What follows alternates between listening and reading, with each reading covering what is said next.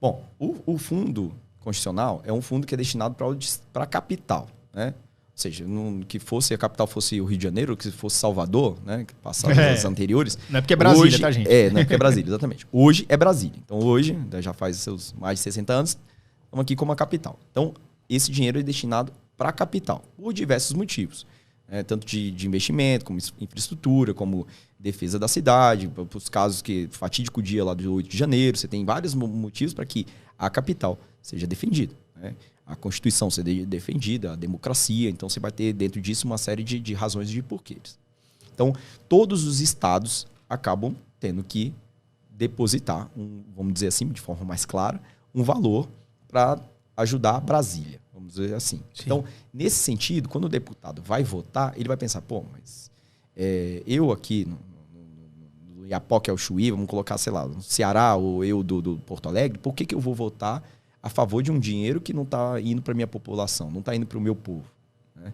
Então ele vai lá e vota contrário ao fundo constitucional. Só que esse é um fundo constitucional, como eu falei, de defesa da capital. Então isso é muito importante. E para o caso do Centro-Oeste, ele foi, como disse Juscelino no primeiro discurso, no primeiro entendimento, era de que vamos trazer a capital para o interior. E o outro ponto era que fosse um ponto central. Então, Brasília está exatamente no centro. Então, ela não é mais para cima, não é mais para baixo, não é mais para a direita nem para a esquerda. Brasília está no centro. Não há nada mais democrático do que isso. Ela está no centro do país. Então, a partir do momento que você tem Brasília como centro, não só político, mas como centro do país, você traz o investimento. Então, alguns deputados pensaram, vou votar contra. Isso até porque é bom para o eleitorado. O eleitorado vai ver, estou fazendo o que eu disse na campanha. Vou acabar com a roubalheira. Isso não vai acabar com a roubalheira, não vai acabar com nada, vai acabar com o seu país. Então,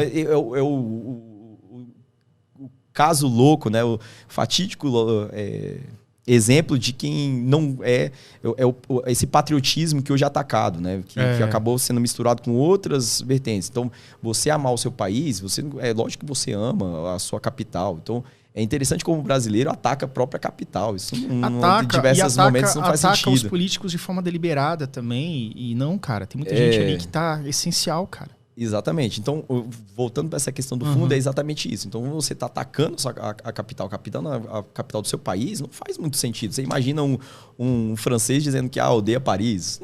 Não faz sentido, não faz sentido algum. Mas, para o brasileiro, isso faz sentido porque foi feita uma narrativa contrária à capital. O que é de fato, até você compreende. Só que quando você demonstra que de fato é Brasília, não tem nada a ver com roubalheiro, não tem nada a ver com os políticos, não tem nada a ver com isso. Então... A própria narrativa que se tem hoje em boa parte do país do antipatriotismo. Eu nunca entendi. Eu já falei algumas vezes para alguns amigos meus, já falei a palavra assim, não, porque tem que ter o patriotismo e tal.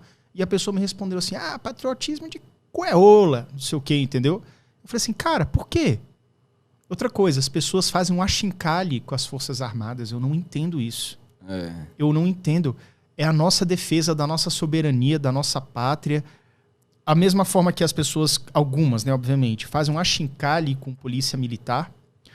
Eu não consigo entender isso. De onde é que vem esse raciocínio maluco das pessoas? Então, você acha que existe uma questão, uma narrativa deliberada para que haja esse ataque à capital, à figura da capital nacional, que eu sei que você ama muito, vamos falar sobre isso, às instituições, à polícia militar, aos símbolos patrióticos? O que você acha disso, cara? Aí eu vou já aproveitar para entrar nesse nicho. Vamos lá. Acho sim que tem... hoje é muito forte a questão da narrativa. A internet trouxe muito isso. Então, você acaba pegando os pontos que são mais interessantes e que, vamos dizer, vendem mais. Então, falar bem de Brasília, quem vai clicar nesse vídeo? Quem vai, de fato, ouvir? Quem, de fato, vai acompanhar e dizer, pô, tá legal isso daí, falar bem de Brasília é bacana.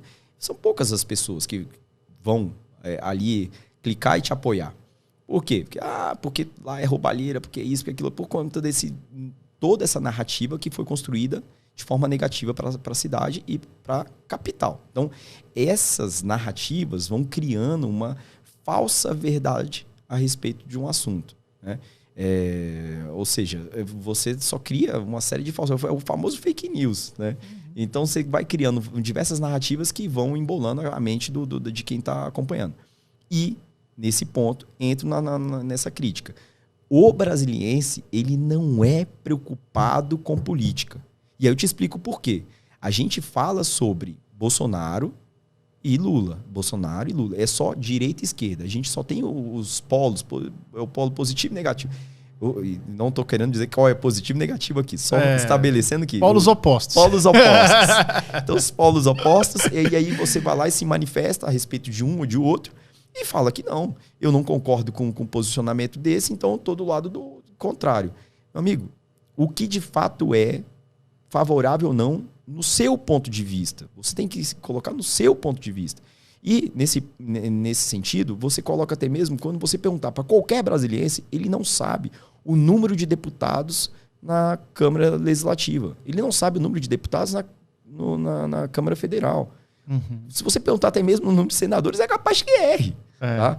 Que é o mais fácil. Que é o mais fácil. Então, se você fizer, de fato, a pergunta para o brasiliense, que é o cara que mora na capital política do país, ele não sabe. Ele não sabe. Ele só sabe sobre Lula e Bolsonaro. Então, de fato, se debruçar sobre a política é uma coisa que o brasiliense não faz.